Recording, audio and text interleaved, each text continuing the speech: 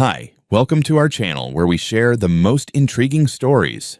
When ex-cyber cop Clayton Reed moved to a quiet house on the edge of Clearwood Lakes, he wanted solitude. What he got was war. A power-hungry HOA president, fake laws, midnight surveillance, and a neighborhood conspiracy. And that was just the beginning. I never planned on living somewhere that had a name like Clearwood Lakes. It sounded like the kind of place where every lawn had to be mowed diagonally, and dogs weren't allowed to bark past sunset. But technically, my new home wasn't in Clearwood Lakes. It just happened to be next to it. A bit too close, as I would soon learn. After nearly 2 decades in law enforcement, most of it spent buried in screens and surveillance footage as a digital forensic specialist, I wanted one thing: silence. I found it, or so I thought, on the northern edge of Utah, tucked behind a scruffy tree line on a 2-acre plot with an aging but solid craftsman-style home. The property had its own well, its own solar panels, and best of all, wasn't part of any homeowners association. That last detail I made damn sure of. I combed through the title, checked zoning maps, even ran the parcel number through the county database. Clean, HOA free, blessedly mine. I moved in late spring. The grass was wild and uneven, the front porch sagged a little to one side, and I couldn't have been happier. I unpacked slow, took long walks around the perimeter, and started cataloging little repairs like some men catalog stamps. It was peaceful, until the blonde woman in a fleece vest and aviators appeared on my gravel drive. She introduced herself as Karen Farrow, president of the Clearwood Lakes HOA. She said it like a badge number. She complimented my property with a tight smile, then asked what committee I'd be interested in joining. I told her politely that my property was not within Clearwood Lake's jurisdiction. She blinked once like a robot that had just heard a bad line of code, then muttered something about visual continuity of the neighborhood, and backed away slowly toward her Lexus. I didn't think much of it. I'd seen worse in my line of work, people who stared down barrels for sport. A nosy neighbor was nothing, or so I told myself. A week later, I woke up to find a wooden stake in the dirt by my mailbox. Hanging from it was a hand-painted sign, "Does not conform to community standards." The letters were red. The paint was still wet. I looked down the road. The Clearwood Lakes gates sat 200 feet away, pristine and silent. My mailbox? Bent, with a fresh dent that hadn't been there yesterday. Then came the garbage incident. On pickup day, I dragged 2 bins to the curb. When I came back from the store, both were empty, completely. Not just collected, but gone.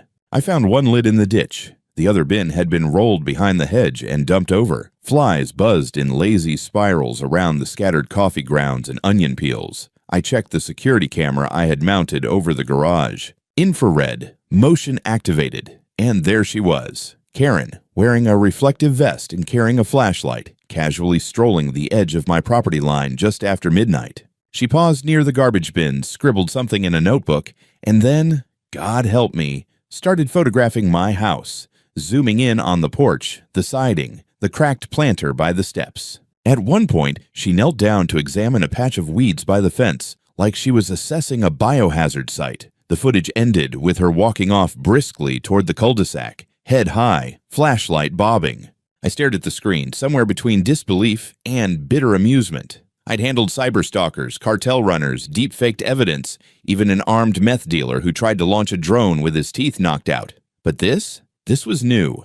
I walked out the next morning and found fresh footprints in the backyard. Sneaker treads, narrow, size 7 maybe. Too small for the mailman, and I sure as hell wasn't walking back there in gym shoes at midnight. At that point, I did what I do best. I documented screenshots, date-stamped images of the footprints, a printout of the mailbox sign. I even printed out Karen's smirking face from the camera still. Then I drafted a formal trespass warning, citing Utah code, and signed it. 3 copies, one for me, one for the sheriff's office, one for Karen. I drove over that afternoon and rang her doorbell. The house was a modern palace. Gray stone, twin balconies, and a topiary shaped like a swan that made me irrationally angry. Karen answered wearing a tennis visor and holding a glass of white wine like it was a microphone. I handed her the envelope. "What's this?" she asked. "A formal notice of trespassing. You've been on my property multiple times without consent. It ends now."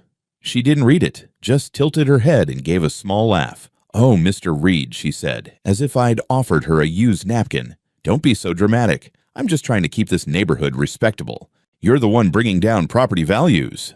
"I'm not in your neighborhood," I said flatly. "I'm outside the HOA. Your rules don't apply to me." She stepped closer, a condescending gleam in her eye. "That's a dangerous attitude. People who isolate themselves tend to have things to hide. I'm not the only one who's noticed." She reached into her mailbox and handed me a flyer, a badly printed page with my photo, taken from God knows where, and the headline, "Potential Threat on Lot 14B. Possible Weapon Storage. Former Law Enforcement."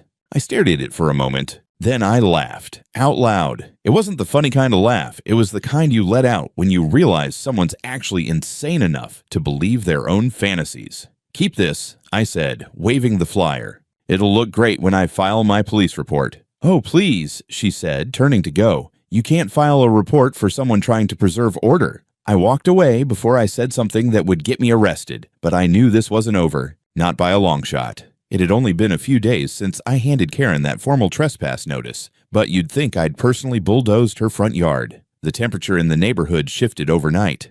People who had waved to me during my first few weeks now avoided eye contact. One couple I'd chatted with at the coffee shop practically ran to their car when they saw me. The next-door kid who used to toss a football near my driveway wasn't allowed past his porch anymore. I had become the local boogeyman, all thanks to a woman with a clipboard and a martyr complex. I tried not to let it get to me. I doubled down on the repairs I'd started, repainted the back deck, replaced a loose stair plank, mounted 2 more security cameras, one on the rear tree line and another by the tool shed. The motion alerts kept pinging every other night. At first, it was just animals, raccoons, maybe a stray cat. But then, at 2 in the morning, I caught her again. Karen, hooded sweatshirt this time, walking the rear perimeter with her flashlight off, taking photos with the flash disabled. She was hunting violations like a coyote sniffing for scraps. I didn't bother confronting her. I just added the footage to the ever-growing archive. Still, the fact that she felt bold enough to do this, after I'd already warned her, made my blood simmer. That weekend, it escalated. I was inside making coffee when I heard gravel crunching in the side yard. I checked the monitors and saw 3 figures standing just outside the gate. Men this time, all wearing matching blue vests with Clearwood Lakes Compliance and Oversight Division embroidered on the back. Oversight Division? Jesus! One had a clipboard. Another was carrying a tape measure. The third held a tablet and was already snapping pictures of my backyard. I walked out calmly, coffee in hand, recording on my phone. "Can I help you, gentlemen?" I said. The one with the clipboard stepped forward like he was hosting a segment of HGTV. "We're conducting a routine community assessment per Clearwood Lakes guidelines. We've received multiple reports of structural inconsistencies and landscaping violations." "Uh-huh. And you're aware I'm not part of Clearwood Lakes, right?" He didn't flinch. "All adjacent properties within visual range are subject to aesthetic guidelines under Article 9, Section 2 of our Extended Community Standards." I couldn't help but laugh. "That's not legally binding." He opened his clipboard, flipping dramatically. "Sir, your gazebo exceeds the permitted elevation by at least 18 inches. And the grass along the east-facing border appears over 7 inches in height. I don't recognize your authority, and I'd like you off my property," I said, stepping closer. "We're allowed to document for compliance purposes." "No? You're allowed to leave." The guy with the tablet raised it again. I stepped in and blocked the lens with my palm. "This is private land. You're trespassing. I'm calling the sheriff right now." They hesitated. Only a second, but it was enough. They turned slowly and began walking off, muttering to each other like disappointed mall cops. As they cleared the property line, I called dispatch. Officer Patel, one of the younger deputies I'd seen around, arrived 15 minutes later. I greeted him with printed copies of the parcel map, HOA exclusion paperwork, and stills from the security footage. He reviewed them carefully, nodding. "Well," he said finally, "I can't arrest someone unless they've refused to leave or there's visible damage, but I'll file the report. I'll have a word with them too." "Appreciate it," I said, "but let me be clear, this isn't going away." "They'll be back." He nodded again, this time with a slight frown. "Yeah, I've heard about that HOA. They've made complaints before. Always just enough legal gray area to avoid real consequences. Not this time, I thought. That night, I went back through the footage from the past 3 weeks, organizing it into labeled folders. Karen, front yard recon, trash tampering, midnight surveying, and now, unauthorized HOA inspection. Then I started drafting letters. One for the sheriff's office, one for the county zoning board, one for a civil attorney I'd worked with on a case 5 years ago who owed me a favor. I wasn't going to wait for someone else to declare war. Karen had already done that. I was just preparing my counterattack. The next morning, another surprise awaited me. A laminated envelope zip-tied to my mailbox post, sealed with the HOA logo. Inside was a formal-looking document titled Notice of Intent to Fine to Resident, Parcel, 14B Subject, Non-Compliant Architectural Features and Safety Violations. The letter warned of impending fines up to $100 per day for continued non-compliance with Clearwood Lakes guidelines. They even included a checklist of offenses: chipped paint on the garage trim, an unregistered fire pit, and, absurdly, the unauthorized presence of surveillance equipment in a residential-facing direction. They were trying to make it look like I was the threat. I laughed again, shorter this time, sharper. Then I took a picture of the letter, saved it into the archive, and poured myself a drink. Something told me I'd need it. I didn't sleep much the night after that inspection. My mind was too busy racing through possible scenarios, legal angles, evidence, flowcharts, escalation steps, old habits. Being a criminalist trains your brain to look for patterns, to document, to stay 10 moves ahead. That's exactly what I started doing. I turned my office into a war room.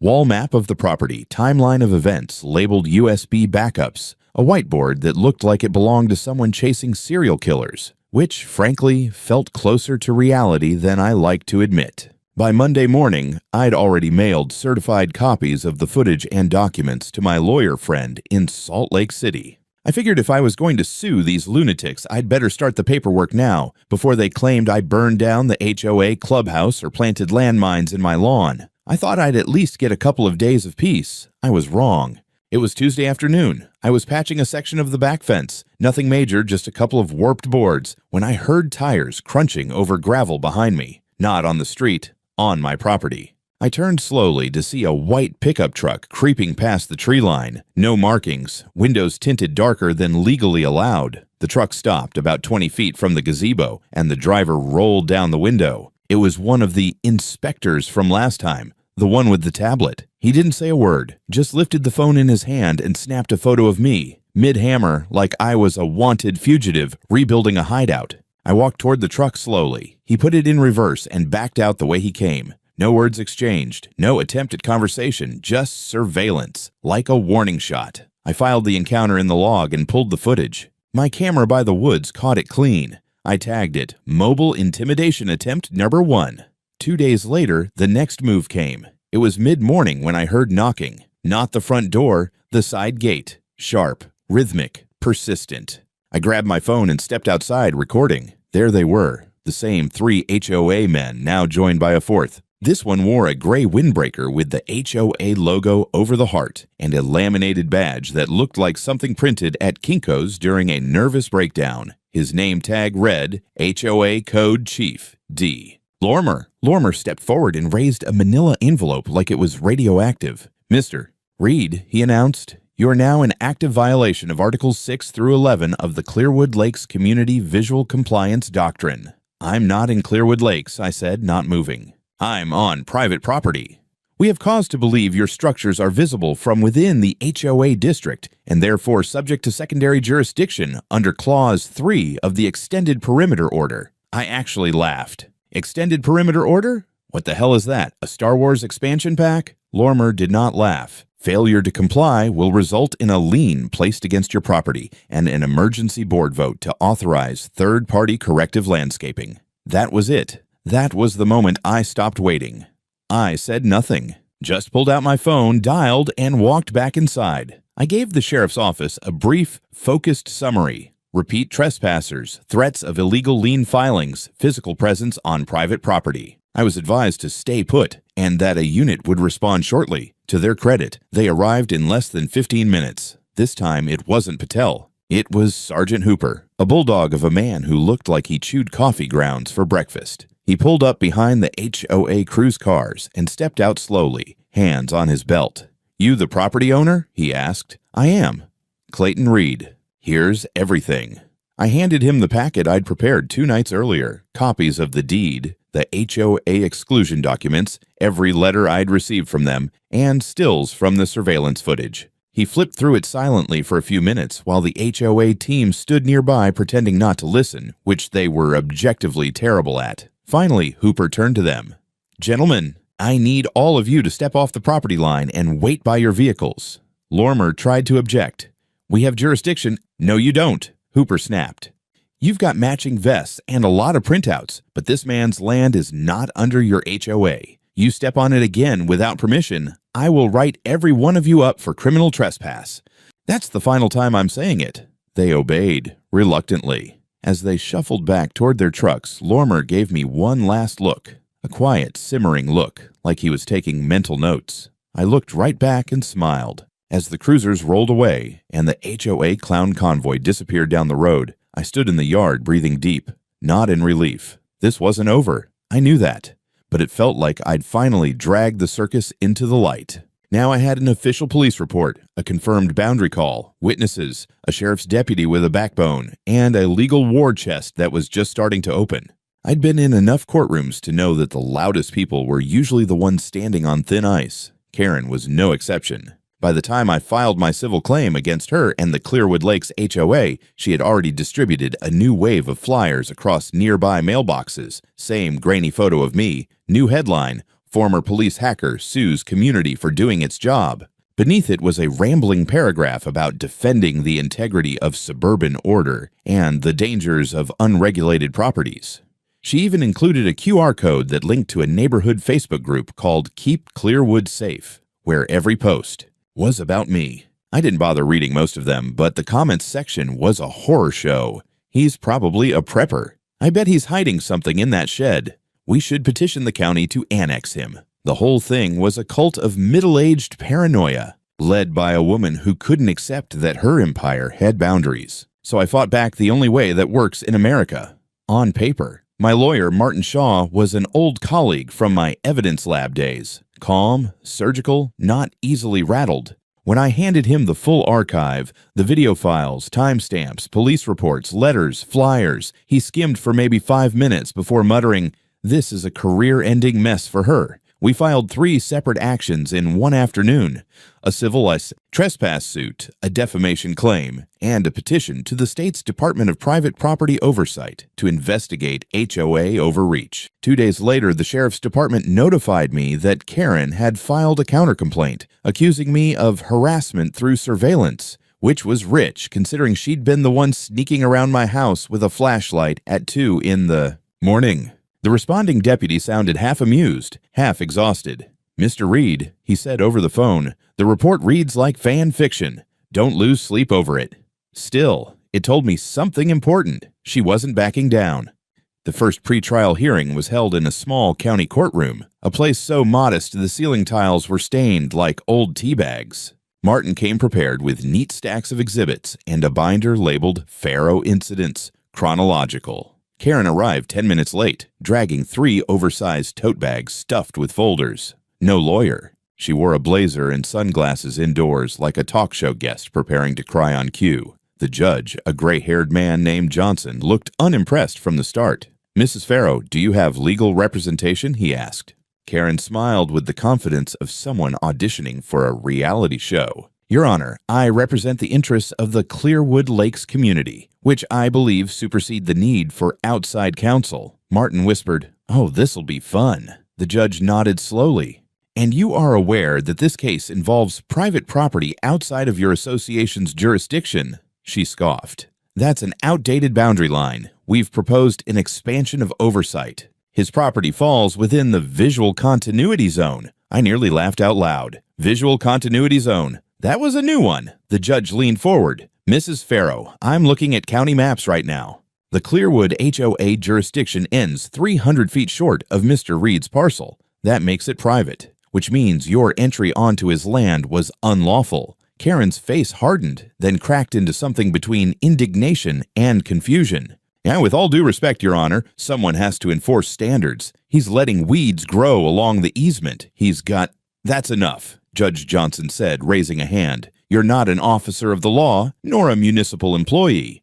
You have no enforcement powers beyond your own HOA's boundaries. If you step on this man's land again, I'll be forced to advise the county prosecutor to review this for criminal trespass. Do you understand?" The silence that followed was delicious. Karen adjusted her sunglasses. "Then I'll take this to a higher authority. The people of Clearwood have rights. Then they can hire their own lawyer," Johnson said dryly. Hearing adjourned. As she stormed out, one of her folders tipped over, spilling a mess of color-coded spreadsheets across the floor. I bent to help gather them up, but paused when I saw the headers. Phase 2, Community Perimeter Enforcement, Target Properties, Visual Inconsistencies, and my name, bold and underlined. Martin nudged me. "Evidence bag that," he whispered. I did. That night, I sat on my porch with a whiskey and reread the day's notes. I'd seen plenty of people implode under their own obsession, but this was something else. Karen wasn't just delusional. She'd built an entire bureaucratic fantasy in her head, complete with maps, ranks, and imaginary laws. And she'd crossed into criminal territory without realizing it. For the first time in weeks, I allowed myself a thin smile. I finally had her cornered, legally, publicly, and soon, financially. She just didn't know it yet. The newspaper article dropped 3 days after the hearing, and it detonated like a grenade in a flower shop. HOA president accused of harassment and trespassing outside her jurisdiction. Read the headline, printed in bold above a split-screen photo. Karen in one of her signature pastel cardigans, squinting at a clipboard, and me, leaning against my mailbox with a look that could only be described as done with your nonsense. The story ran in the Utah Free Beacon, a scrappy but respected local outlet, and the reporter, a 20-something journalism grad named Allie Tran, had done her homework. She dug deep into county records, police incident logs, and court filings, and what she found wasn't just damning. It was a pattern. The article outlined a string of prior complaints against Karen going back nearly 5 years. Most had been quietly dismissed or settled without fanfare, likely because her targets didn't want the headache. But now that the floodgates were open, more people came forward. Allie interviewed 3 additional residents of Clearwood Lakes, each with their own HOA horror stories. There was Mrs. Ramsey, an 84-year-old widow whose holiday wreath had been forcibly removed by Karen because it had secular overtones. Then a young couple who had received daily violation notices for parking their hybrid too close to the curb. And the most alarming, Mr. O'Malley, a retired machinist who claimed Karen had removed part of his wooden fence with a contractor crew without notice, claiming it blocked the pedestrian sightline to the park entrance. When he confronted her, she reportedly told him, "This is about access, not you."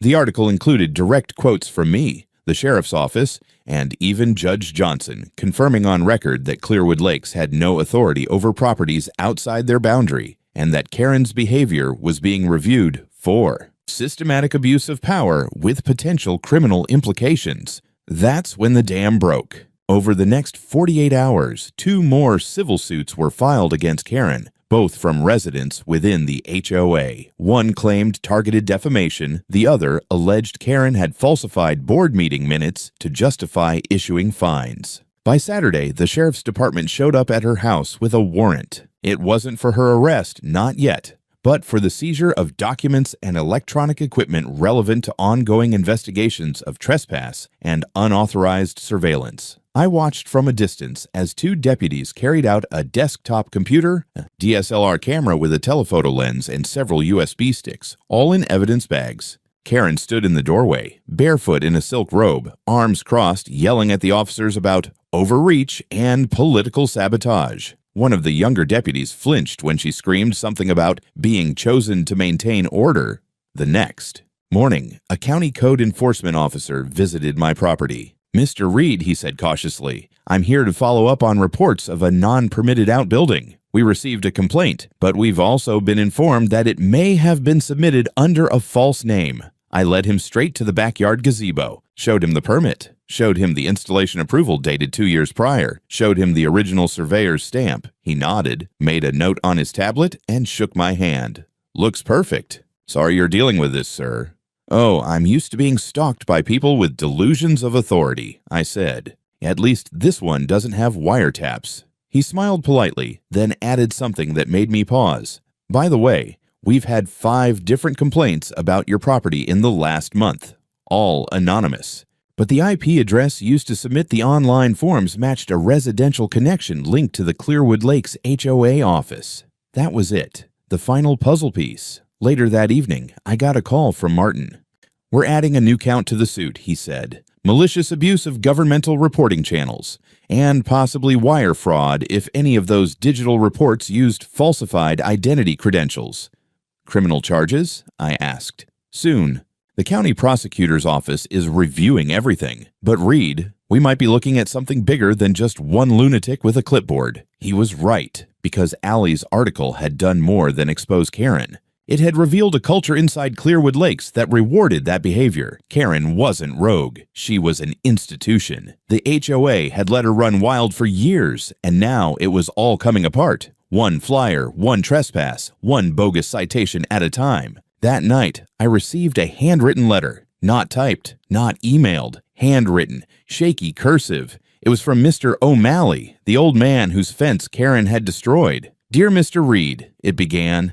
"Thank you for standing up. I wish I'd done it sooner. I guess some battles just need the right soldier." I folded the note and placed it in the drawer with the rest of the case file. Karen wasn't just in trouble anymore. She was surrounded. The official arrest came the following Thursday, just after noon. I had just finished patching the east fence when I saw the squad cars glide down Clearwood Court like sharks circling chum. 3 units, no sirens, just presence. They stopped in front of Karen's colonial 2-story, the same one where she'd hung a massive HOA flag next to her porch swing. White background, gold lettering, eagle gripping a gavel in one claw and a measuring tape in the other. Order through standards. It read, "You couldn't make this stuff up." I leaned against my fence post and watched as 2 officers exited their vehicles, hands resting casually near their holsters. Karen stormed out before they even made it to the porch. She was wearing a cream pantsuit this time, no robe, and her hair was helmeted into submission. She had a manila folder under one arm and a Bluetooth headset in one ear, as if this whole thing could be resolved with some urgent conference call.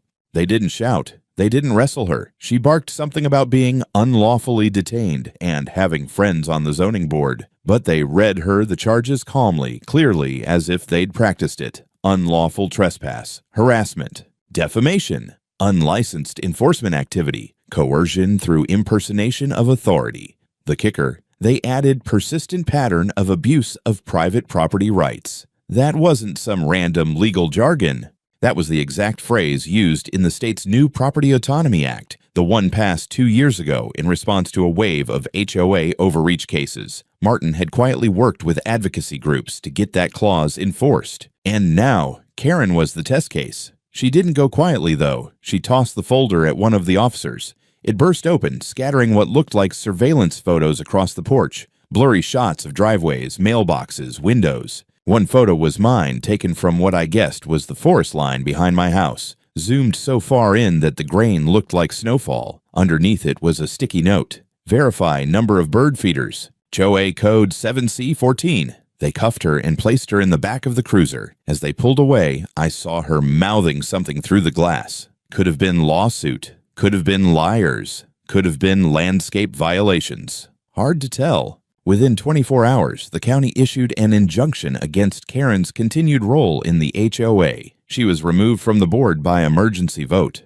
3 other members resigned preemptively, likely spooked by what the feds might find in her compliance archives. Meanwhile, Allie's story got syndicated. It hit the front page of 3 regional outlets and even got airtime on a late-night radio segment called Neighborhood Nightmares. Listeners called in from across the state with their own HOA horror stories. Suddenly, Karen wasn't just a rogue actor. She was representative. The Clearwood Lakes HOA scrambled for damage control. Their official statement blamed unauthorized actions by an overzealous volunteer, which was laughable given that Karen had been listed as president and enforcement chair on their tax filings for the last 6 years.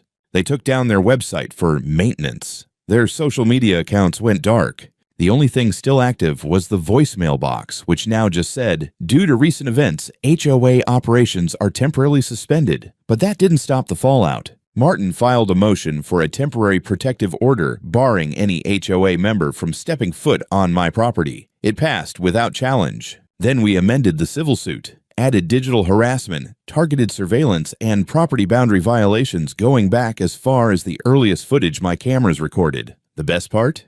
The county assessor's office had opened an inquiry into Clearwood's misuse of enforcement funds. Apparently, Karen had submitted receipts for perimeter patrol upgrades, visual conformity checks, and covert compliance tools. One of those tools, a drone registered under her personal name but stored in the HOA maintenance shed. By this point, the local DA was circling like a hawk. I knew the charges against Karen were just the beginning. If the HOA board had enabled her, or turned a blind eye, they were next. And then came the most satisfying moment of the week. I was sipping coffee on my porch when a U-Haul pulled up across the street. A young man in a hoodie got out, checked his phone, then walked over to me. "Hey, you know which one's lot 18? "Used to be Karen's," I said. "Cool. Sheriff's office served a forfeiture order. We're clearing it out. Her assets are being frozen pending judgment." I nearly dropped my mug. Wait, they're repossessing the house. Nah, not yet. Just the tech and records. And, He glanced at the clipboard. "Her surveillance command station?" I just nodded. "It's in the basement. Far wall. Looks like a NASA reject with too many monitors." He chuckled. "Yeah, that's what the deputy said." As they backed the truck into her driveway, I went back inside, pulled out my file folder, and updated the tab. Karen, criminal phase. And I smiled. I never imagined the inside of Karen's house would look like a prepper's bunker disguised as a Pottery Barn catalog. But when the court-appointed receivers invited me, Martin, and the sheriff's tech investigator to inspect the confiscated equipment, I figured it was worth a look. Karen had converted her entire finished basement into what I could only describe as a civilian-grade surveillance control room. 6 widescreen monitors line the far wall, all mounted on a steel rack bolted into the studs. Beneath them, 2 stacked servers hummed quietly, still warm when we arrived. One of the deputies muttered something about a whole lot of probable cause. Each monitor displayed tiled camera feeds, time-stamped, organized by street, even labeled Lot 14B Back Door, Lot 12 Trash Bins, Trail Perimeter West. Some went infrared at night. One screen was frozen on an image of my porch, time-stamped just 4 days before her arrest. I was watering the dogwood tree, coffee in hand. Nothing illegal, nothing HOA-related, just a man in his yard, apparently a threat to community aesthetics. Martin brought a digital forensic analyst from his old precinct. The guy's name was Felix, wore thick glasses and an ironic t-shirt that said, "Metadata is watching you." He was giddy, cracking open one of the drives like it was Christmas morning for crime nerds. What we found over the next several hours was a goldmine of self-incrimination. Karen had been documenting residents for years. Not just photos, annotated logs, facial recognition snapshots, property measurements over time. She had graphs tracking paint fading on exterior walls, maps drawn by hand noting infractions, and even a folder labeled flag violations, potential unpatriotic conduct. She was building a dossier, Felix said, spinning in his chair. A literal one. This is over 1 terabyte of visual tracking data. She even recorded the HOA meetings she didn't attend in person through smart doorbells she hacked. "How many of these cameras were legally installed?" I asked. Felix just laughed. "Define legally." Half of these devices were mounted on public trees. Martin took a few samples, uploaded encrypted backups, and had the rest sealed under court order. It would all be reviewed by the judge in the upcoming trial. Meanwhile, the county prosecutor amended the charges, now including unauthorized surveillance, digital trespass, and data misuse under the Electronic Communications Privacy Act. As news spread, more neighbors came forward. One was a retired kindergarten teacher named Mrs. Danvers, who admitted Karen had fined her weekly for non-standard mailbox curvature. Another, a father of 3, said Karen ordered his kids to keep bike noise under 80 decibels or face disciplinary HOA action. A man named Jorge. Landscaper shared that Karen once took soil samples from his backyard without consent to test for non-regional flora contamination. Clearwood Lakes was unraveling at the seams. A temporary oversight board was appointed by the county to stabilize operations. They held emergency meetings in the local library conference room. Most residents didn't show up. The ones who did brought lawyers. And then something unexpected happened. Allie, the reporter, called me again. "I just got a tip," she said. "Karen's brother works for a private real estate holding company. He's been trying to acquire land adjacent to Clearwood for over a year. Quiet purchases, LLC shuffles, zoning board pressure. I raised an eyebrow. So this wasn't about order. No, she said. It might have been about absorption. She softens the border, applies pressure, makes it seem like HOA oversight is inevitable, and then, boom, a few rezoning hearings later, the entire cul-de-sac joins Clearwood. And my house was in the way? Exactly. Suddenly, everything made a lot more sense. The obsession, the trespassing, the fake inspections, the staged violations. I wasn't just an eyesore, I was an obstacle. Martin pulled title records, and sure enough, over the past 2 years, Karen's brother's firm had made at least 9 separate land purchases bordering HOA territory. Some residents had sold cheap, not realizing the long game at play. Others were pressured with notices and unrelenting citations. Most dropped them or moved. It wasn't just tyranny, it was strategy. We added attempted coercive annexation to the suit. Martin also flagged the issue to the State Real Estate Fraud Unit, who took it seriously enough to open their own file. And then came the bombshell. In the records from Karen's server, Felix found a document dated 3 years back. A draft agreement, unsigned, but clear in its intention. Joint development proposal for Clearwood Extended District. It proposed redrawing boundaries to include unenrolled properties currently adjacent, citing benefits of managed oversight, and unified community standards. In the margins, a sticky note in Karen's handwriting. If necessary, initiate pressure on Lot 14B. Pushback expected. Prepare enforcement narrative. That was me. They'd planned it. I didn't think I'd ever sit in a courtroom again unless it was as an expert witness, maybe helping some green ADA connect a phone tower ping to a suspect's alibi.